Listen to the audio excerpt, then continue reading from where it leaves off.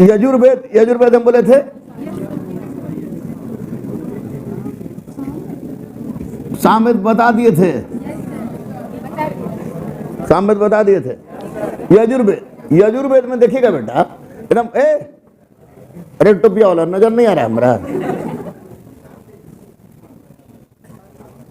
यजुर्वेद का मतलब हो गया, यजुर निकला है यजुस शब्द से, यजुस शब्द से, यजुर निकला है यजुस शब्द से। यजुस का अर्थ होता है यज्ञ। कोई लिखा लिखा मत कीजिए, हम सब ये करेंगे। यजुस का अर्थ होता है यज्ञ, यज्ञ रिचुअल्स। जैसे देखिएगा कि हिंदू को अगर अपने भगवान को प्रसन्न करना होता है तो मंदिर में जाता है, मुस्लिम मस्जिद में जाता है, ईसाई चर्च में जाता है, सिख गुरुद्वारा में जाता है। जबकि इतना फिक्स है कि भगवान सब जगह है। अगर खाली मंदिर मस्जिद गुरुद्वारा चर्च में रहे तो भगवान अगर खाली यही चारों जगह रहे तो इसका मतलब कि चार जगह छोड़ के बाकी सब जगह बुराई कीजिए, भगवान है ये नहीं, देखबे नहीं करेगा। है कि नहीं? लेकिन एक आस्था है कि यहां पर आदमी, वो जगह जो है वो जगह इसलिए इस तरह बनाया जाता है कि वहां पर कंसंट्रेट करके एक पार्टिकुलर जगह पर लोग इकट्ठा होके अपने आराध्य देव को प्रसन्न कर सके। नहीं समझ रहे हो? जैसे जुमा के दिन मस्जिद में इकट्ठा हो गए तो एक इकट्ठा करने का पार्टिकुलर जगह हो गया। मंदिर, हनुमान मंदिर, तो हनुमान मंदिर, बजरंग बली तो जर्रा में है, तो लेकिन स्टेशन पर क्यों लोग जाता है? तो स्टेशन पर एक शेल्टर हो गया। शेल्टर ऐसा नहीं कि बजरंग बली वही है, सब जगह है।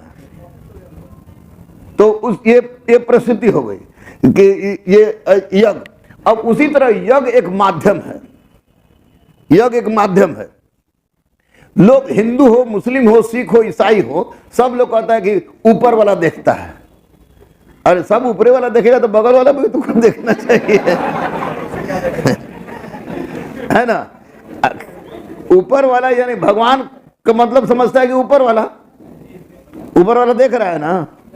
हम नहीं देखे, तुम नहीं देखे, करो करो वो करो, ऊपर वाला देख रहा है, ऊपर वाला माफ नहीं करेगा। अरे तेरी के ऊपर वाला, तो ऊपर वाला के कंसेप्ट के कारण यज्ञ आया है बेटा। और मैंने पहले ही कह दिया कि Sanatan is the oldest thought of the world, thought of the brahmand. और सनातन के दृष्टिकोण से देवताओं का निवास स्थान विभिन्न स्थानों पर केंद्रित था। तो यज्ञ है, यज्ञ करा रहे हैं।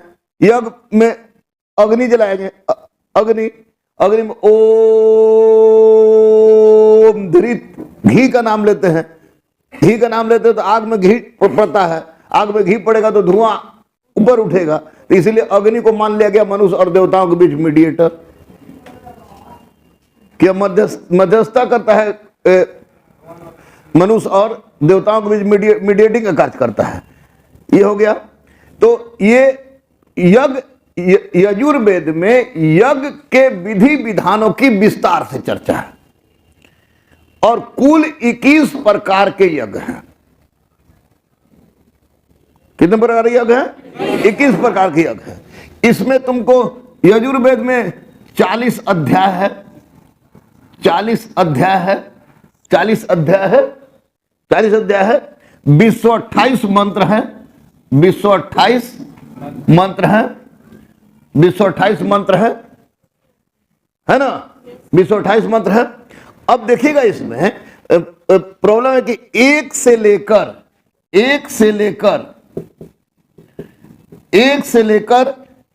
39वां अध्याय, 39वां अध्याय तक तुमको है। इसमें है यज्ञ, ग्रह, नक्षत्र,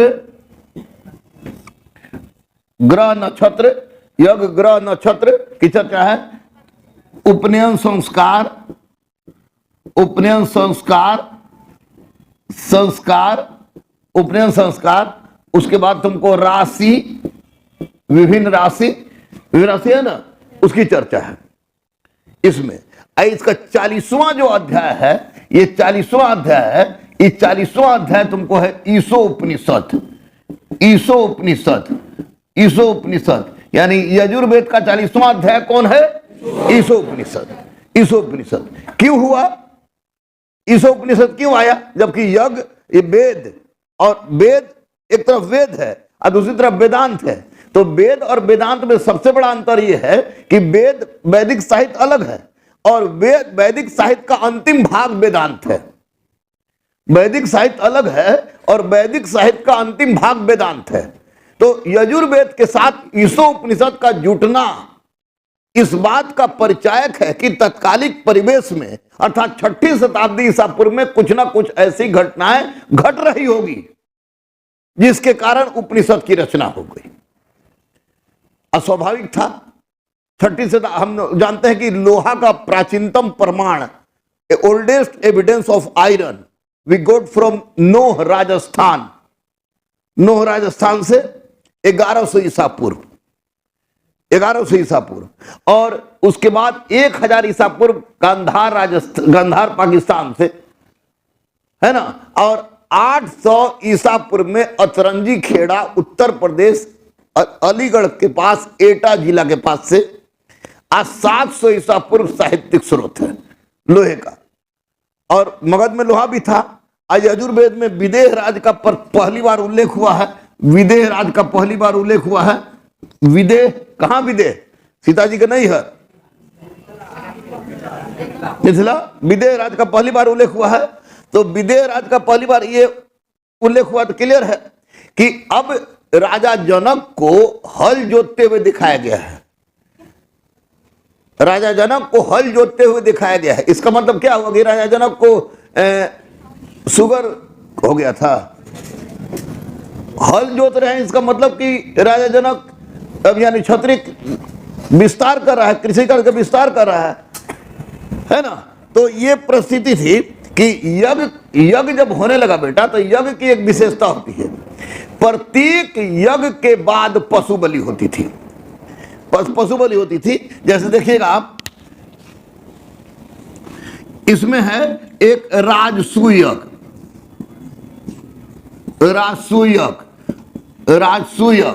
राजसूय यज्ञ करने के बाद, राजसूय यज्ञ करने के बाद कोई भी राजा ऐसा महसूस करता था, ऐसा समझता था, उसे नौ यौवन, नई जवानी प्राप्त हो गई है। वो राजसूय यज्ञ वही था। दूसरा था तुमको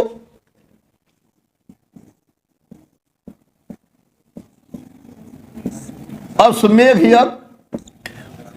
अश्वमेध यज्ञ, अश्वमेध यज्ञ का मतलब हुआ कि अश्वमेध यज्ञ में राजा घोड़ा छोड़ता था, घोड़ी का हस्बैंड घोड़ा छोड़ता था। राजा के द्वारा छोड़ा गया घोड़ा जिस जिस क्षेत्र में घूमता था खुलेआम, वो सारा क्षेत्र राजा का क्षेत्र माना जाता था, कोई दिक्कत नहीं। और जो उसको पकड़ लेता था, जो उसको पकड़ लेता था, उससे युद्ध अनिवार्य हो जाता था। जैसे देखिए पुरुषोत्तम श्री राम का घोड़ा पकड़ दिया लवकुश ने, युद्ध हुआ कि नहीं? तो वास्तव में अश्वमेध यज्ञ राजा के साम्राज्य विस्तार से संबंधित यज्ञ था। यज्ञ से लौटने के बाद घोड़ा जब आता था तो उसको बजाते बलि पड़ता था, अब बलि पड़ने के बाद उसके मांस को प्रसाद के रूप में वितरण किया जाता था। एनीवे, प्रत्येक यज्ञ में पशु बलि होती थी, समझे बेटा। तो ये परिस्थिति हो गई कि अब यज्ञ में पशु बलि होगी ही।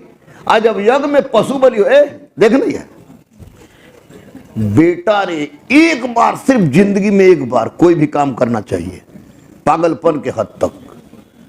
इस उम्र में आप लोग हैं, कुछ भी कर सकते हैं, आईएएस बन सकते हैं, आईपीएस बन सकते हैं, डीएसपी एसडीओ के तो बात छोड़ दीजिए, तो जो थोड़ा सा मेहनत कर दिया उसका हो जाता है। दरोगा तो एकदम हंसते खेलते 2020।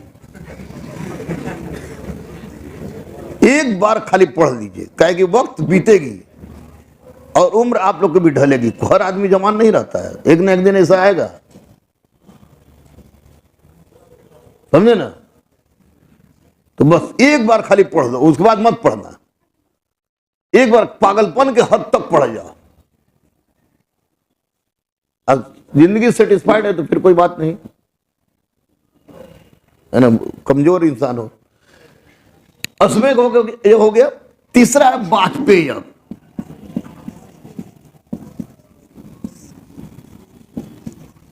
वाजपेय यज्ञ, वाजपेय यज्ञ जैसे युद्ध में जीते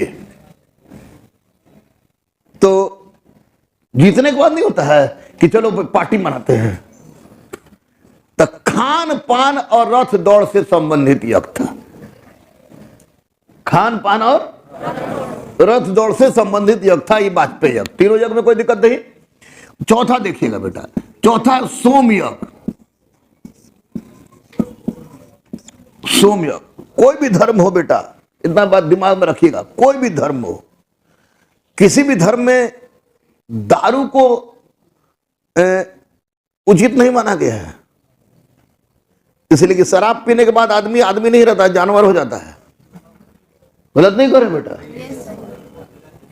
जो आदमी को, जैसे रावण राक्षस थोड़े था, रावण में तो पशुता का गुण आ गया इसलिए राक्षस हो गया। दूसरा के बीबी पर नजर उठाने का जरूरत था, तो राक्षसी गुण हुआ ना जी। तो इस दारू नशा जैसे शिव जी के नाम लेके मारता है तो शिव जी तो पिता रहे, शिव जी कैलाश पर बैठे हुए तो ठंडा में, तो थोड़ा गांजो नहीं मारेंगे तो फिर क्या करेंगे?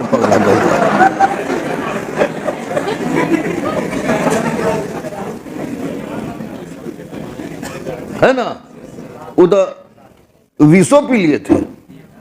तो ये आपको स्पष्ट रूप से किसी भी संप्रदाय में नशा को गलत माना गया है, और नशा की वास्तविकता है कि नशा खाने के बाद आदमी जानवर, नशा करने के बाद आदमी जानवर हो जाता है। और जितना भी गंदा क्राइम होता है, हीनियस क्राइम होता है, लज्जाजनक क्राइम होता है, वो नशा के बाद ही हो सकता है। ऐसे होश में आदमी कोई गलत काम नहीं कर सकता है।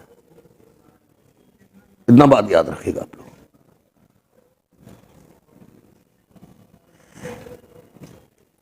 सोम,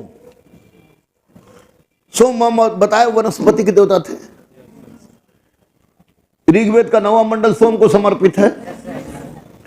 हिमालय के मुंजवंत पर्वत पर थे, समझे? तो सोम वनस्पति से सोम रस बनता था।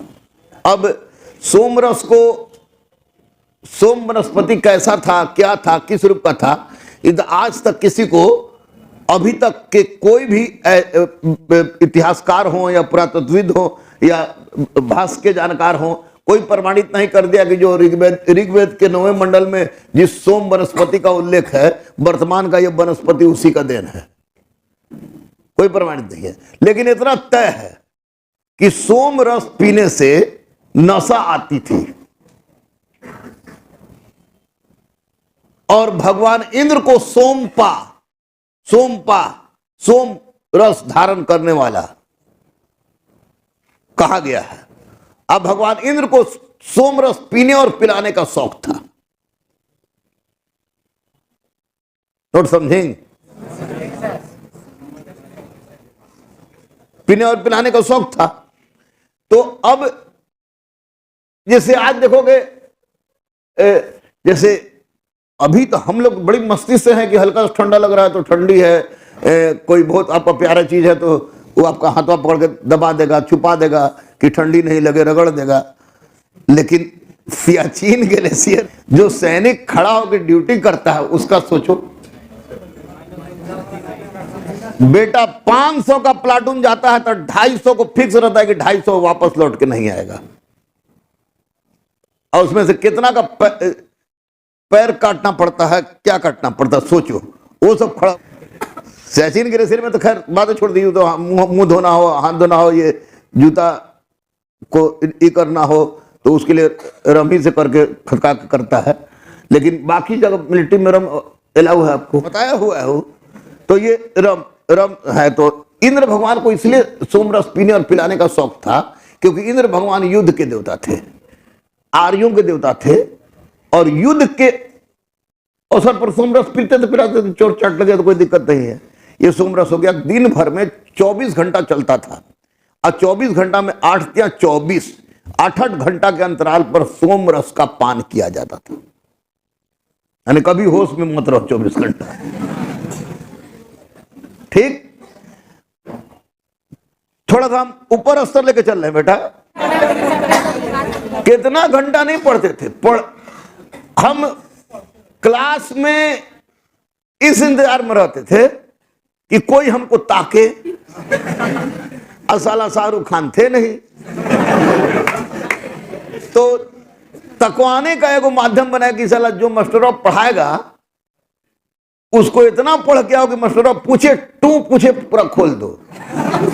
इस क्रम में 1 साल 7 महीना हम पढ़ते रहे। 1 साल 7 महीना के बाद मंगलवार के दिन किसी ने पलट के ताक दिया, हो बोलो।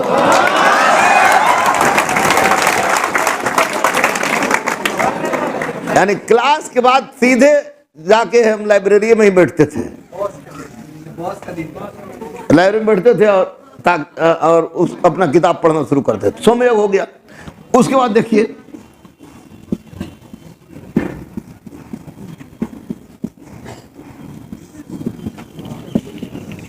चतुर्मास यज्ञ। चतुर्मास यज्ञ का मतलब होता है बेटा, एक बरस के मौसम चार, पांचवा मौसम प्यार।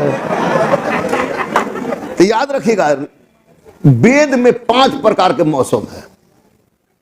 वेद में 5 प्रकार के मौसम याद रखिएगा, गणवा याद कर तुरंत कर। वेद में कितने प्रकार के मौसम चलता है? 5। तो कौन कौन? एक बरस के मौसम चार, पांचवा मौसम प्यार है, नीलम गोविंदा, है ना। ये हो गया 5 मौसम। तो ऋतु परिवर्तन के बाद संपन्न किया गया यज्ञ चतुर्मास यज्ञ का। महत्वपूर्ण यज्ञ हम बता दे रहे हैं।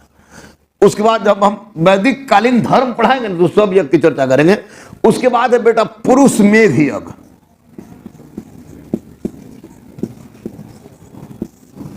पुरुष मेघ यज्ञ, पुरुष माने लेडा, और मेघ मतलब बिगड़ गिरा देना, खर्चा करना। यज्ञ मतलब यज्ञ सबसे भयानक माना जाता था। पुरुष मेघ यज्ञ सबसे भयानक और फलदायक माना जाता था, क्योंकि इसमें आदमी की बलि दी जाती थी। क्लियर? देखिएगा ये, अब देखिएगा, आदमी को संतान क्यों चाहिए? और विवाह का मूल उद्देश्य संतानोत्पत्ति है, संतान पैदा करना। और संतान पैदा छोड़िए हाथ में देखिए, पढ़िए बेटा, बहुत ही बेहतरीन ढंग। इतिहास को ऐसे ही कर देंगे ना, इतिहास तो सुधरिए जगह आदमियों बन जाओगे, ऑफिसरों बनोगे टंच। तो संतान उत्पत्ति क्यों? तो पिता को उसके कर्ज से मुक्ति दिलाना, तरह तरह कर्ज, पिंडदान। The very first time the word has come in Yajurveda like the पिंडदान। ज्ञान में पिंडदान होता है। बेटा हुआ, बेटे हुआ तो यानी कि इतना बात याद रखिएगा, मुखाग्नि देने का टीबिया में देखा था, कविता सविता ने मेरे पिता को मुखाग्नि दी। अब कुकुर बिलार सला, ये तो शुरू से है, सनातने में है। बेटा देवता, बेटी देवती, बेटा करता, बेटी करती। ये तो सनातन में बेटी शुरू से भी दे रही है मुखाग्नि, वर्तमान में भी चल रहा है, कोई नया चीज नहीं हो रहा है।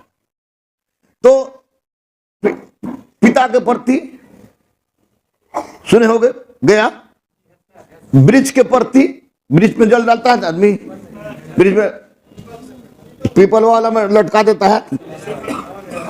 वृक्ष के प्रति, अतिथि के प्रति, अतिथि देवो भव, अतिथि देव। बहुत बदकिस्मत घर होता होगा वह, मेरे भाइयों और बहनों, जिस घर में अतिथि के आने पर लोग नानुकुर करते हैं, साला उसके जैसा बदकिस्मत घर कोई नहीं होगा। जिस घर में अतिथि आवे नानुकुर नानुकुर करने लगे, उससे ऊपर वाला बेहद नाखुश होता है।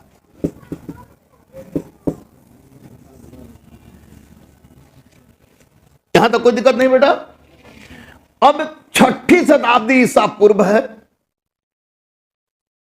लोहा की जानकारी भरपूर मात्रा में है, भांति के प्रयोग से परिचित है। एक्सपीरियंस नहीं बेटा, मोहब्बत है आपसे, और मोहब्बत है, कुछ जुनून है, पागलपन है कि आपको कुछ यहां से भेजूं और कहीं भी आपसे भेंट हो तो एकदम आप लटक जाइए कि सर 1 मिनट सर ऑफिस में, 1 मिनट सर ऑफिस में जाएं, आपको भी सैल्यूट पड़े, आप हमारे पीछे चल रहे तो हमको सलाम, दोनों हाथ से सैल्यूट पड़े। कामयाब होना चाहते हैं बेटा आप लोग के बल पर। मैं तो अब अकेले कुछ नहीं कर सकता, ना आईएएस बन सकता हूं, ना आईपीएस बन सकता हूं, कुछ भी नहीं बन सकता, इवन की सिपाही भी नहीं बन सकता। तो मैं चाह रहा हूं आप लोग के कंधा पर हथियार रख के कामयाब होना, और उसमें पैसा को बाधा नहीं आने देंगे। चाहे टीचर कितना भी दुकानदार क्यों ना बन जाए, गुरु रहमान तुम्हारे लिए था, तुम्हारे लिए है, तुम्हारे लिए रहेगा। अगर जान की जरूरत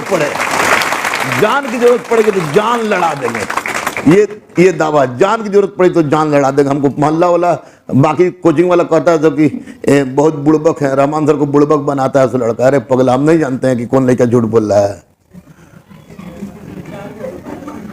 हम नहीं जानते हैं, लेकिन हम जानते हैं, चलो देखते हैं कि झूठ बोलने आ रहा है कि नहीं आ रहा है।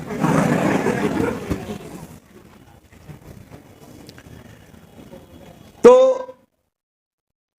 यज्ञ होगा तो पशु बलि होगा। अब पशु बलि होगा तो 6ठी शताब्दी ईसा पूर्व है, लोहा की जानकारी आपको है, भांति का जानकारी आपको है। आप लोहा को गला रहे हैं, जमीन की गहरी खुदाई हो रही है, गहरी खुदाई अधिक उत्पादन हो रहा है, तो पशुमूलक समाज कृषिमूलक समाज में परिवर्तित हो जा रहा है।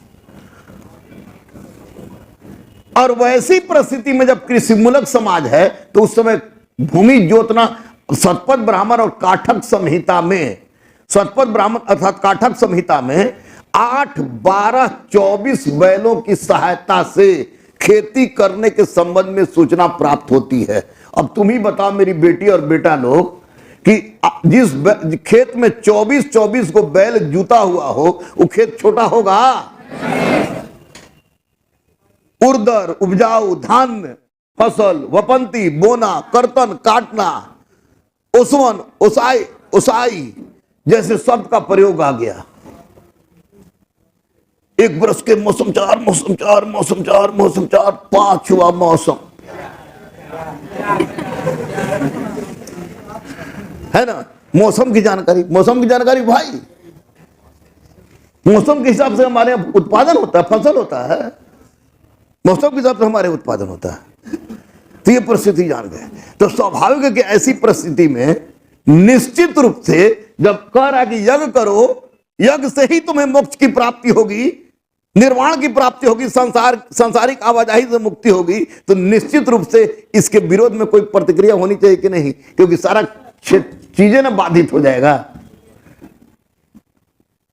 कृषि बाधित होगी, सरप्लस प्रोडक्शन बाधित होगा, बाजार बाधित होगा, द्वितीय नगरीकरण बाधित होगा। और फिर पलटा ईशोपनिषद, पांचाल प्रदेश के क्षत्रियों ने प्रतिक्रिया देना शुरू किया।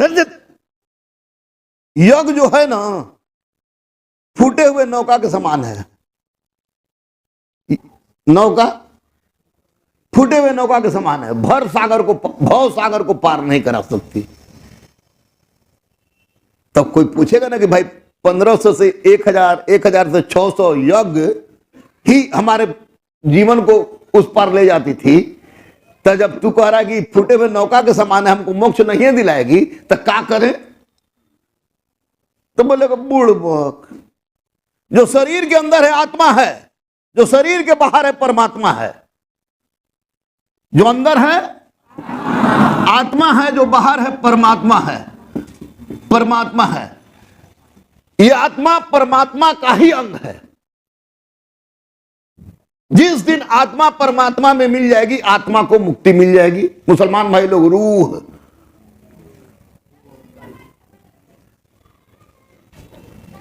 क्यों नहीं मिलती है? तो बीच में माया है। माया अंधकार है, माया अज्ञान है, माया आत्मा और परमात्मा के बीच मिलन का द्वार है। माया पड़ोसन भी हो सकती है। और माया आत्मा को परमात्मा से मिलने में रोकती है। तो ब्राह्मण कह रहा है कि इस माया को हटाने के लिए क्या करें? तो माया ब्राह्मण बोला कि यज्ञ करो। क्षत्रिय कह रहा ना ना ना ना ना ना, यज्ञ तो फूटे हुए नौका के समान है, बीच में डुबा देते हो। तो बोले क्या करें? तो बोले बुड़बक। ये आत्मा को परमात्मा से मिलाने के लिए माया हटाना जरूरी है। माया के लिए ब्रह्म ज्ञान जरूरी है। ब्रह्म ज्ञान गुरु के सहयोग से प्राप्त होगी। और जब भी ब्रह्म ज्ञान प्राप्त होगा तो कर्म से, कर्म कैसा? भक्तिपूर्ण, अर्थात गुरु के पैर के निकट बैठकर ब्रह्म ज्ञान प्राप्त करो। अब ब्रह्म ज्ञान प्राप्त करने के कारण माया आत्मा और परमात्मा के बीच से समाप्त होगी और आत्मा का परमात्मा में मिलन होगा और व्यक्ति को मोक्ष की प्राप्ति होगी। ये थोड़ा ईसो उपनिषद के आने के कारण